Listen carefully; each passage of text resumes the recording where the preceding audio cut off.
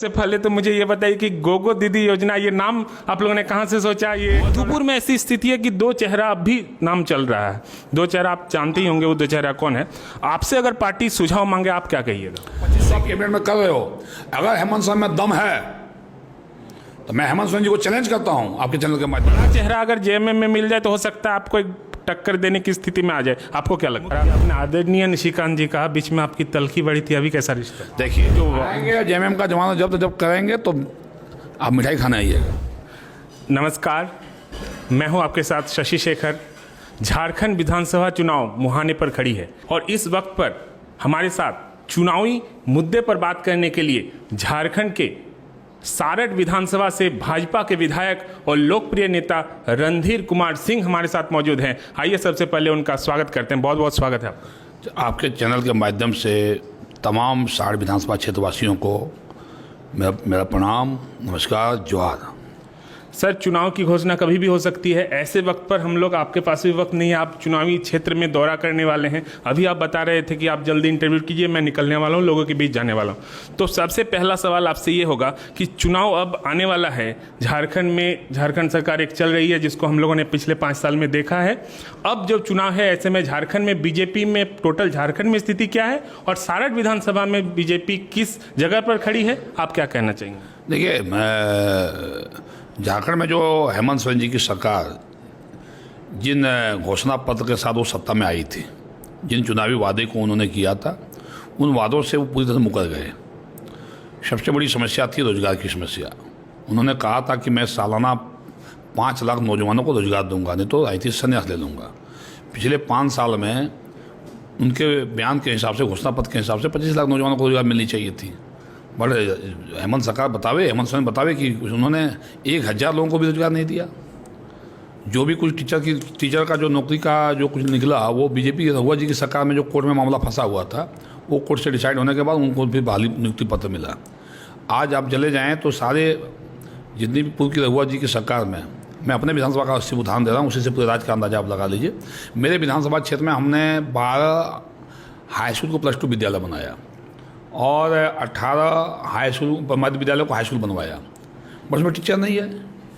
जो भी टीचर की बहाली हुई रघुवर जी की सरकार में हुआ। 22,000 टीचर की बहाली रघुवर जी की सरकार में हुआ। उसके बाद से कोई टीचर का बहाली नहीं हुआ। आज एक हाई स्कूल में चले जाइए, 1,800-1,200 बच्चे हैं, वहाँ टीचर 2-3 हैं। तो ये कौन नई सरकार का पूरा फेलनेस है? पूरा सरकार फेल कर गई शिक्षा के मामले में। लेकिन झारखंड सरकार तो इस बात में दम भर रही है कि पिछले कुछ महीनों में ऐसी योजनाएं चलाई गई है जिसके अंदर वो कह रहे हैं कि आखिरी ओवर में जो बैटिंग हुई है उसके अनुसार वो आगे चल रही है। मैं बता रहा हूँ ना, तो ये एक तो वो रोजगार नहीं दिया उन्होंने, कोई बहाली नहीं किया। मैंने शिक्षा का सिर्फ उदाहरण दिया आपको। स्वास्थ्य विभाग में चले जाए, स्वास्थ्य विभाग में जितने भी हमारे प्राथमिक स्वास्थ्य केंद्र है, सामुदायिक स्वास्थ्य केंद्र में है, उप स्वास्थ्य केंद्र है, वहाँ पर कहीं पर न एनएम है, न वहाँ पर डॉक्टर है, न पैरामेडिकल स्टाफ है। आज भी स्वास्थ्य की दशा जो झारखंड में बदहाल स्थिति में पहुँचा दिया है सरकार ने। भाजपा की सरकार में जो डॉक्टर की बहाली हुई, उसके बाद कोई डॉक्टर की बहाली नहीं हुई। अब आइए सरकार जो कर रही है कि आखिरी समय में हम काम किए। क्या इन्होंने काम किया? भाई, आपने रोजगार दिया नहीं।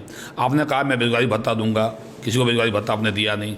आपने कहा कि धान का MSP में न्यूनतम समर्थन मूल्य हम 3500 रुपया कर देंगे, 3,3500, आपने किया नहीं। आपने जो मुख्यमंत्री कृषि आशीर्वाद योजना झारखंड में चल रहा था किसानों का, वो आपने बंद कर दिया।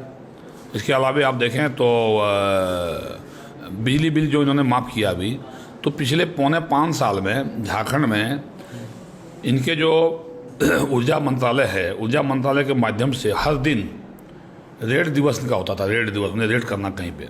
और हम लोग, मैं इस क्षेत्र से विधायक हूँ, मैं देखा मैं कैसे मैंने हमारे यहाँ के किसान और लोगों ने झेला। कोरोना के समय में, जब कोरोना चल रहा था, कोरोना में भी सरकार ने किसान को नहीं छोड़ा और इन्होंने हर गाँव में छापामारी किया। कोई सा गाँव नहीं है जहाँ छापामारी नहीं हुआ, कोई सा घर नहीं है जहाँ छापामारी नहीं हुआ। छापामारी करके किसी का बिजली बिल बकाया जो किसान का 5,000 था, 15,000 वसूलने का काम इस सरकार ने किया।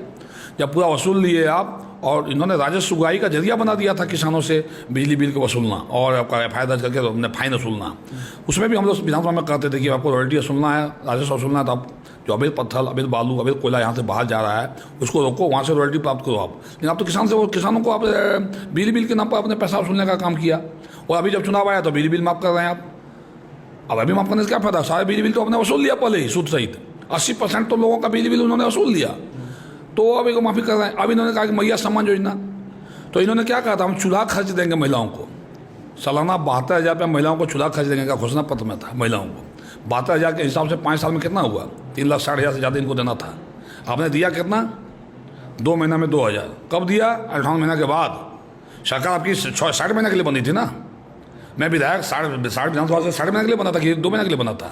तो अगर कहने का मतलब मैं कह रहा हूँ आपको कि आपने तो 58 महीना तो दिया नहीं पैसा महिलाओं को, आप अभी दे रहे हो उसको 2 महीना के लिए, जब देखा कि हमारी स्थिति खराब है।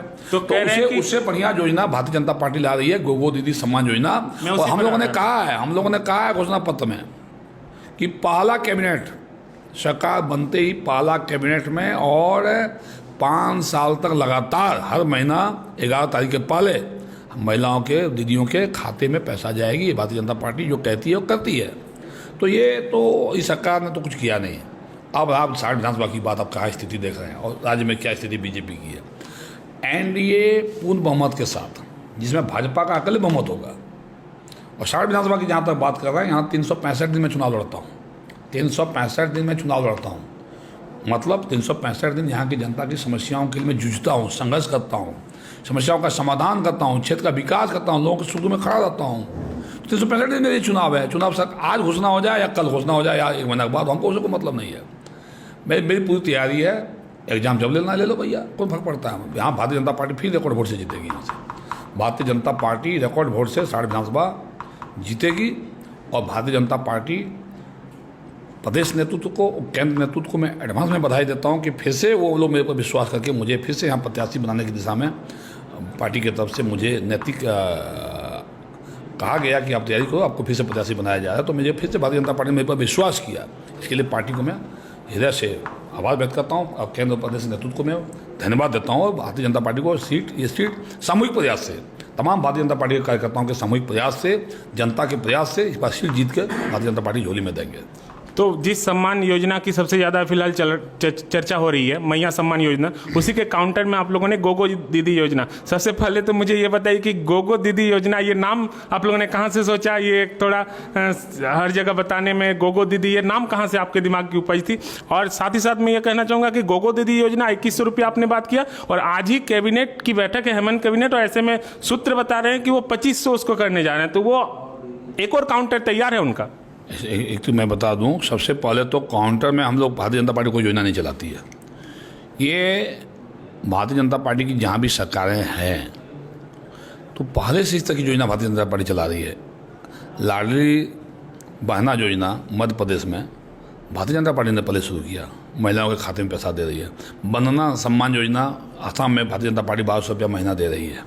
छत्तीसगढ़ में जो सरकार हमारी आई आज से 1.5 साल पहले, वहाँ 1500 रुपया महिलाओं के खाते में देने का वादा करके सरकार आया, और पहला कैबिनेट से वहाँ पर 1500 रुपया दे रहा, पता कर लो आप। अब तो मैं हमारे बड़ी और भी मीडिया के साथ ही पता कर लो आप। तो हमसे देख के हेमंत सोरेन ने शुरू किया। तो हेमंत सोरेन जी को पहले शुरू करना चाहिए था, 5 साल पहले शुरू करना चाहिए था, 8 महीना पहले शुरू करना चाहिए था ना। आपने पहले तो शुरू किया नहीं। ऐसा मतलब आप भारतीय जनता पार्टी 2100 कर रही है, 2500 कर रहे हैं, तो उससे आप काफ़ी कहने नहीं हो जाएगा ना। आपकी सरकार तो आ नहीं रही है, आप हट रहे हो, सत्ता से हट रहे हो आप जाने वाले हैं। जाने टाइम में जनता तो आप होता नहीं। आप अगर 2500 आप कैबिनेट में कर रहे हो, अगर हेमंत सोरेन में दम है तो मैं हेमंत सोरेन जी को चैलेंज करता हूं आपके चैनल के माध्यम से कि 2500 रुपया अगर वो करने जा रहे हैं कैबिनेट से, या अगर 1000 ही दे रहे हैं वो, तो पिछले 58 महीने का बकाया वो देते हैं एक साथ कैबिनेट में। वो 1000 ही देना है, अगर दे रहे हैं वो, तो 58 महीने का पैसा जोड़ के देते हैं एक साथ वो बहनों को खाता में। उसकी सरकार आज भी उसकी सरकार है, अभी यथा संख्या नहीं लगा हुआ है। या 2500 करने वाले जैसे सूत्र बता रहे हैं आप, तो 2500 का हिसाब से वो 18 महीना का दे दो बकाया। हम लोग भारतीय जनता पार्टी वाले आपको मान वो देने के लिए तैयार है, कह रहे हैं कि केंद्र का जो बकाया राशि है वो केंद्र नहीं दे रही है, नहीं तो हम दे रहे हैं। भैया केंद्र किसी का बकाया राशि नहीं रखता है, पहले जान लो आप। ये सब चुनावी हथकंडा है, ये चुनावी मुद्दा बनाया। केंद्र किसी का बकाया नहीं रखता है। केंद्र, मैं मिनिस्टर रहा हूँ, 5 साल मंत्रालय चलाया हूँ, मुझे भी पता है कि केंद्र सरकार की योजना कैसे पैसा केंद्र सरकार देती है। और केंद्र का पैसा देने का सारे राज्यों के लिए एक नियम बना हुआ है, 1 नेशन, जिसे मोदी जी ने कहा एक देश के लिए एक संविधान। तो 1 नेशन तो 370 हटाया, वही अलग कश्मीर वाला कानून क्यों आएगा भाई?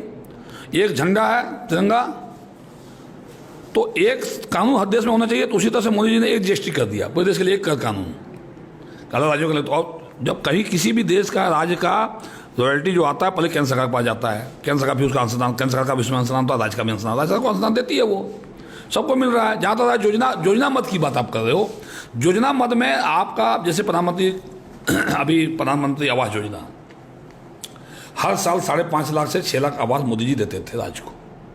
हेमंत सरकार आने के बाद 2019 में जब इसकी सरकार आई, 2020 में इन्होंने कहा कि हम मोदी जी का प्रधानमंत्री आवास नहीं चलाएंगे, हम अपना आवास लाएंगे।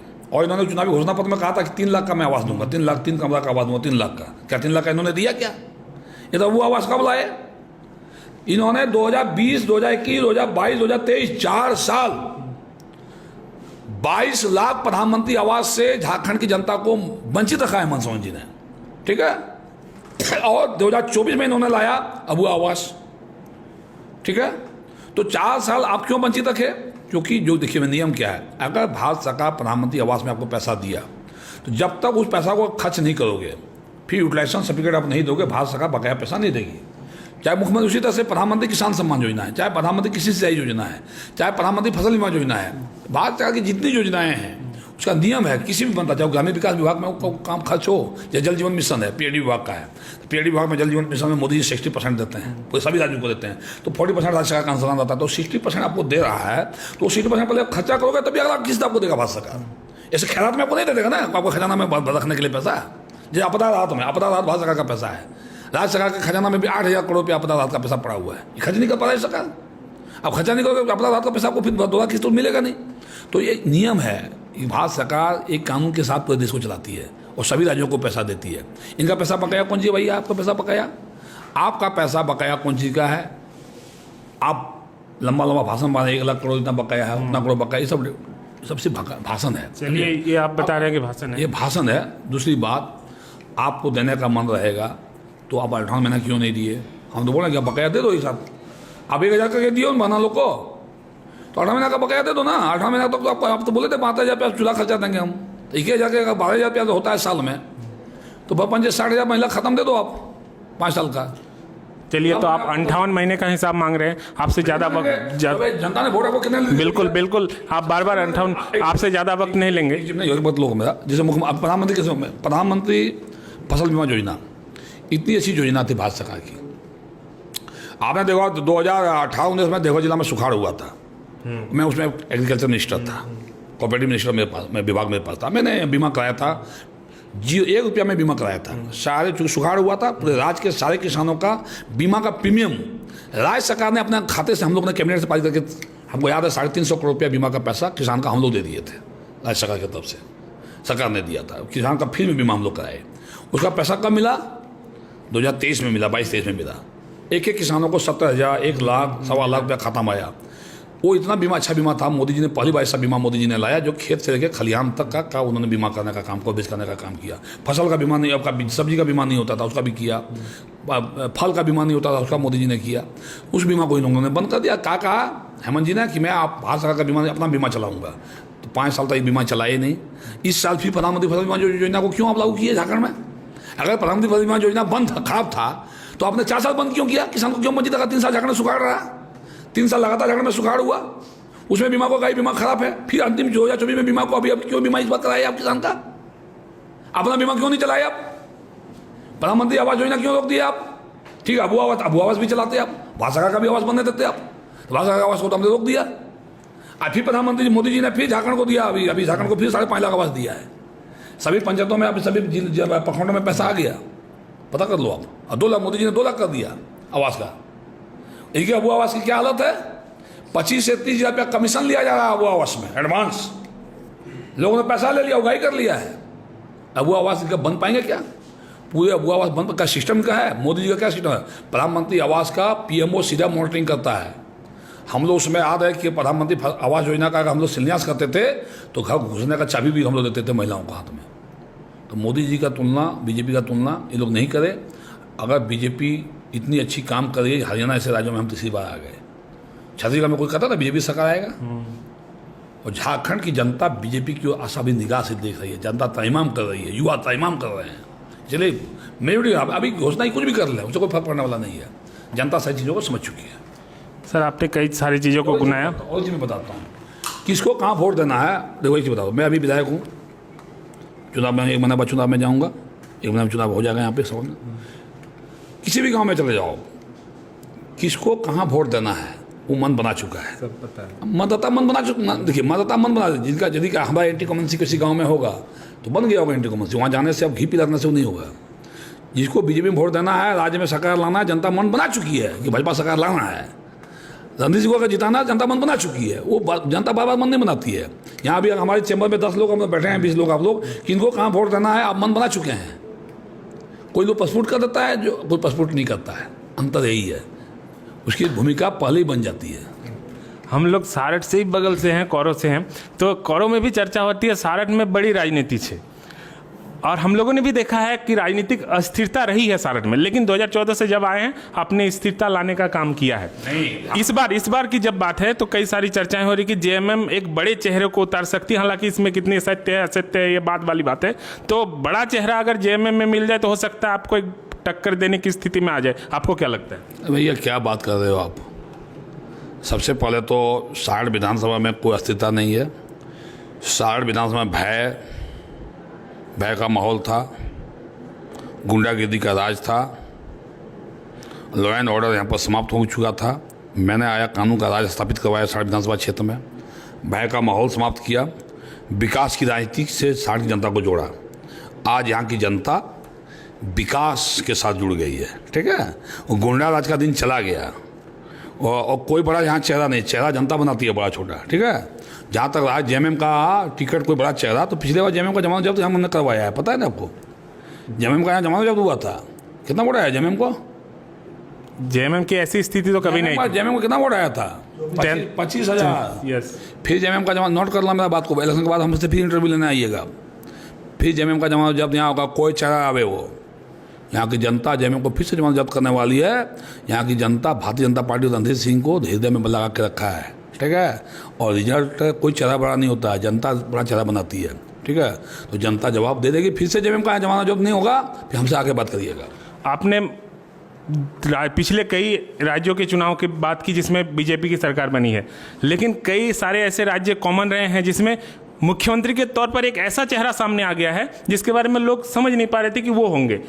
कई सारे राज्यों में, चाहे वो राजस्थान हो जाए, चाहे वो मध्य प्रदेश हो जाए, और छत्तीसगढ़ में भी कई सारे ऐसे लोग आए हैं जो जिनकी लिस्ट में नाम ही नहीं था। तो क्या हम ये माने कि झारखंड में इस बार अगर बीजेपी बहुमत में आती है तो उसी तरह, उसी अनुरूप रणधीर कुमार सिंह का चेहरा आ जाए सीएम के तौर पर? नहीं, हमारे विधानसभा क्षेत्र में मैं एक विधायक के रूप में काम जनता की सेवा करता हूँ, और मैं हमेशा एक विधायक बनने का ही सपना देखता हूँ। मैं इससे बड़ा सपना कभी देखता ही नहीं हूँ। मेरा मुख्यमंत्री का चेहरा हमसे व्यक्तिगत रूप से पूछिएगा तो मेरे लिए बाबूलाल मरांडी मेरा चेहरा है। बाबूलाल मरांडी सीएम बने राज्य का, ये हम सभी का प्रयास है, और बाबूलाल जी के नेतृत्व में झारखंड का तेजी से हम लोग समग्र विकास करेंगे। 2 सवाल छोटा छोटा लेंगे। जब हम लोग अपने पेज के माध्यम से लोगों से पूछा कि रणधीर सिंह जी का इंटरव्यू है, क्या सवाल पूछा जाए, तो काफ़ी सारे कर्माटार के हमारे दर्शक हैं, उन्होंने कहा कि आप ये पूछिएगा कि कर्माटार की जो बाजार वाली जो सड़क है वो काफ़ी दयनीय स्थिति में, वो कब तक हो पाएगा, काफ़ी स्थिति खराब है वहाँ। देखिए, कर्माटार बाजार का जो सड़क है उसको नेशनल हाईवे से हमने पास कराया था, NHI भारत सरकार से, ठीक है। जामताड़ा से आपका मार्गो मुंडा NH सड़क, कर्माटार बाजार को तोड़ना, बाजार के भीतर से रोड निकालना, ये बहुत बड़ा चुनौती वाला कार्य है, क्योंकि वहाँ बहुत बड़ी आबादी को हम अगर उसको उजाड़ दें तो कोई रोड बनाने के लिए, हाईवे बनाने के लिए हम पूरे परिवार को उजाड़ दें, ये नैतिकता नहीं है। लोगों का, हज़ारों लोगों का रोटी उस बाजार से चलता है।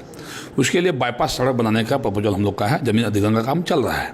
जहाँ तक कर्माटार बाजार के नाली की समस्या जो थी, जो रोड नहीं बनने वाले नाली समस्या थी, उसको हमने DMFT मद से उसका टेंडर करा दिया है। पहले उन्होंने गलती से PCC की टेंडर निकाल दिया था विभाग ने, जबकि वो नाला का था समस्या। नाला का हमने कन्वर्ट करवा दिया DC साहब से, और वो नाला बनेगा, उसका हमने शिलान्यास भी कर दिया है।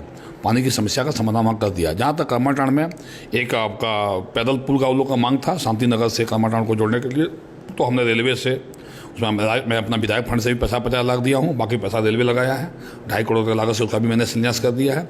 2 ROB वहाँ पर था, जो कर्माटार फाटक का और पिंडारी फाटक का, ये बहुत दिन से वहाँ का ज्वलंत मुद्दा था। पिछले 3 सालों से मैं लगा था, और मैं आदरणीय गडकरी जी को मैं NH विभाग गडकरी जी को मैं धन्यवाद देता हूं कि गडकरी जी ने हमारे अनुशंसा के आलोक में और राज्य सरकार से जो अनुशंसा हमने कार्मिक विभाग से भिजवाया था और पथ निर्माण विभाग से जो अनुशंसा हमने भिजवाया था उसके आलोक में 72 करोड़ रुपया भारत सरकार ने दिया और दोनों आरोपी का मैंने शिलान्यास भी कर दिया, काम भी चालू हो गया, जाकर देख सकते हैं हम। तो दो बहुत बड़ा वो समस्या का समाधान हमने फ्लाईओवर जिसको बोलते हैं आप, दोनों फ्लाई, चूँकि 4 फ्लाई 1 2 3 4 5 फ्लाईओवर का एक साथ निकला था, वो भारत सरकार ने निकाला था, जिसमें एक देवीपुर में आदरणीय निशिकांत जी का क्षेत्र का था, 2 मेरा था, एक गोला जो जाते हैं रांची मेन रोड उसका एक था, एक लोहरदगा टोली के पास एक था।